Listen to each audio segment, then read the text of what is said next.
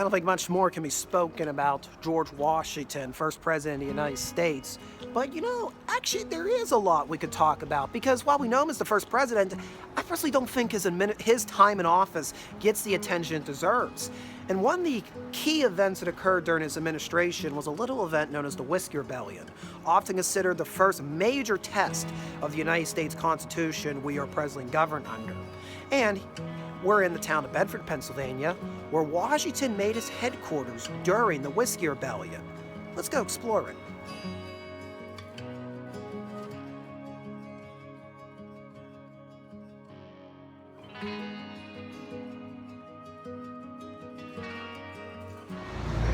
Now, to understand how we get to that fateful night in October of 1794 when President Washington boarded here, we must go back to this structure's construction.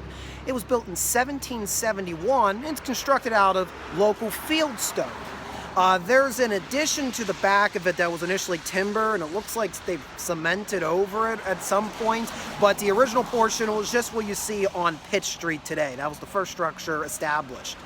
Initially, the structure was owned by the Smith family, and it appears to have been used as a profanatory office throughout the 1770s and 1780s.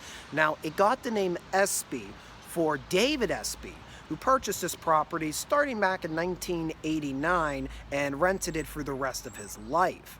1789 for the record, not 1989, 1789. Now, why he's called colonel? Well, he was a colonel of a battalion militia that served during the Revolutionary War that assisted the Continental Army.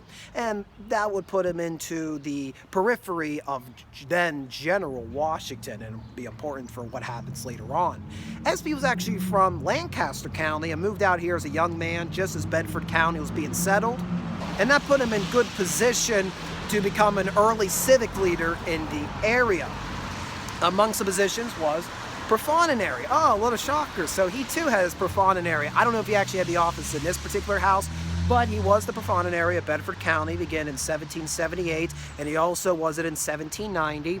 And I would like to, I believe since he was the profanatory, he likely had his office here, and maybe that is what made him fond of a structure and why he ultimately purchased it later in his life. Now, Mr. Espy married a lady who also immigrated from Lancaster County.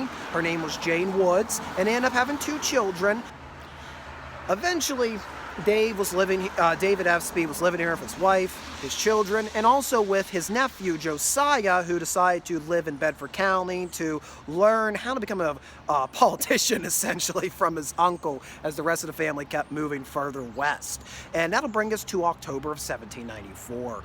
Whiskey Rebellion is in full swing in western Pennsylvania. Several of the Commonwealth's westernmost counties, including Bedford, are contemplating secession from the United States over an excise tax on whiskey. Now, to understand why Pennsylvanians are getting so upset, you must understand what whiskey was to Pennsylvanians. Yes, of course, you could drink it as a nice leisure, nice way to kick back in the evening, but if one of your main crops is corn, and the nearest market is a dozen or so miles over the mountain, and we're in the midst of the Allegheny Mountains, so to get to a major market, you got to go one mountain or the other. That corn ain't going to survive the trip. So what do? Oh, you break it down and turn it into whiskey, because it's much easier to transport jars of whiskey, and it'll last, of course, much longer than just ears of corn going wagons over the mountains. I mean, imagine trying to haul stuff in conditions like this. So, whiskey was a economically viable way of farmers raising corn, distilling it into whiskey, and they would make money from it. And in some ways, whiskey was essentially a secondary currency here in western Pennsylvania. So when Alexander Hamilton proposed and later had his excess tax on whiskey approved, the Pennsylvania farmers got very upset, and it didn't help matters. A lot of these guys were ex-soldiers from the Continental Army, so now they're paying for the hard work they had done to see this country be created. They felt like they were being double taxed compared to the people in the eastern cities like Philadelphia. The tension actually began back in 1791, but by 1794, tax collectors were being attacked left and right. and there would be several skirmishes nearby Pittsburgh, Pennsylvania. This is going to compel George Washington to once again take charge of troops in the field. This wasn't an assignment he necessarily wanted to do. Partly he didn't want to raise firearms against his former soldiers. He also was suffering from a back injury. He had fallen off his horse in Mount Vernon earlier in the year. He didn't really feel like having to ride the horse several hundred miles out here in the frontier. And if you're familiar with my channel, you know Washington, every time he comes out to Pennsylvania, things didn't go well for him in western Pennsylvania. So I don't think he's like, do I gotta really go back to Pittsburgh? Good things don't happen to me when I go to Pittsburgh. And I don't want my jinx to doom the whole nation. But convinced by his peers that an army would not listen to any other commander except Washington, the former general, now president, first president of the country, is going to mount a horse, and he is going to lead 13,000 soldiers from Philadelphia, lead them across the state of Pennsylvania. Now, this army was an army almost in name only. Some of these guys were new recruits. Actually, a good bit of them were new recruits, had no experience in the military before. Discipline all-time low. And due to supply shortages, they had a tendency to go raid local farmers as they marched from Philadelphia toward Pittsburgh, and they got the dubious title, the Watermelon Army, which, that didn't really win over the western counties to Washington and his cause to put down this rebellion. In any case, when Washington arrived here on October 19th, 1794, by all accounts, the people of Bedford welcomed him, including David Espy, former acquaintance of Washington. Remember, he was a colonel of the militia during the Revolution. And David Espy invited Washington to board here while he stayed in Bedford and recruited the troops and decided what his next trajectory was going to be. So on the night of October 19th, Washington was boarded in this home. This was his headquarters as the Watermelon Army camped in the surrounding area.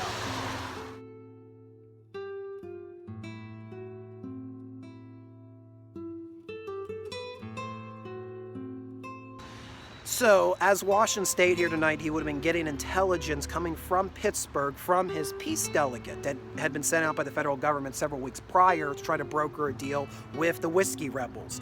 And the truth of the matter was, the federal commissioners, the rebel commissioners, they all came to a general consensus that nobody wants to raise firearms against George Washington. Nobody wants to raise firearms and engage in another conflict.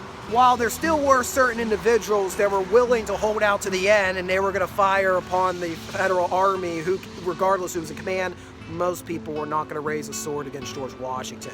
And when Washington got this intelligence that what awaited him in Pittsburgh was no longer an armed mob, but more of a bunch of disgruntled farmers wanting to talk, Washington decided that he did not have to continue with the army. Again, his back was bothering him. It's October. It was probably a cold day like today in January. That back is probably bothering him 10 times more. He wants to go back home.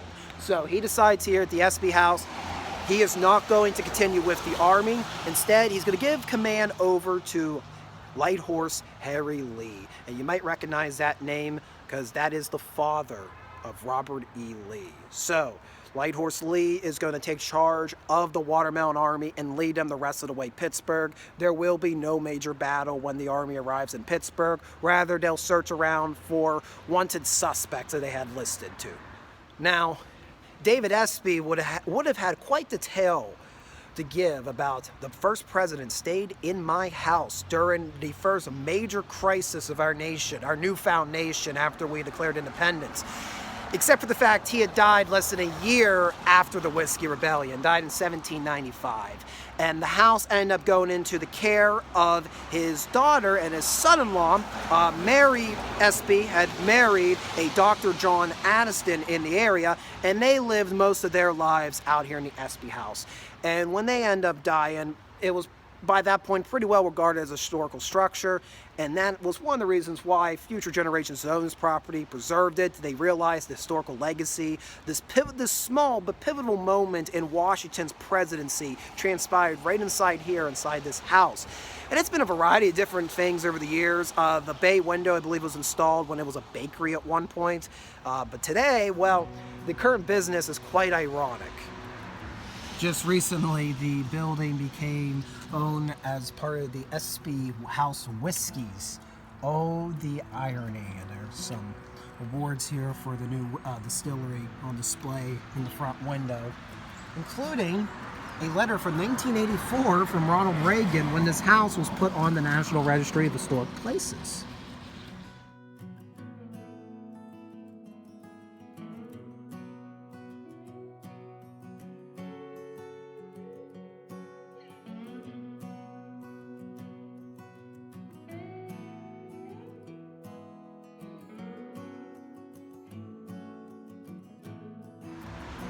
Well, thank you for tuning in to this edition of Retracing History and watching my hands slowly go red from frostbite. Oh, hopefully not actually frostbite. If you want to see more videos like this, first things first, be sure to hit the like button down below. Second order of business, be sure to subscribe to Readout Productions. If you're watching on YouTube, on Rumble, on the Hate Book, wherever you're watching this, be sure to subscribe. And if you want to go the extra mile and support me, keep me traveling to these historic sites, you can buy me a cup of coffee with my Ko-fi page. The link's in the description below. And also for Ko-fi, you can join the garrison of Readout Productions. What that means is you become a member of this channel. It's a very small membership, but what you get out of it, you are going to get access to select scripts and notes from videos I make. You will also get digital postcards, essentially behind-the-scenes photographs, such as one, there will be some being released of the Espy House really shortly for our garrison members. Thank you for watching. We will see you next time.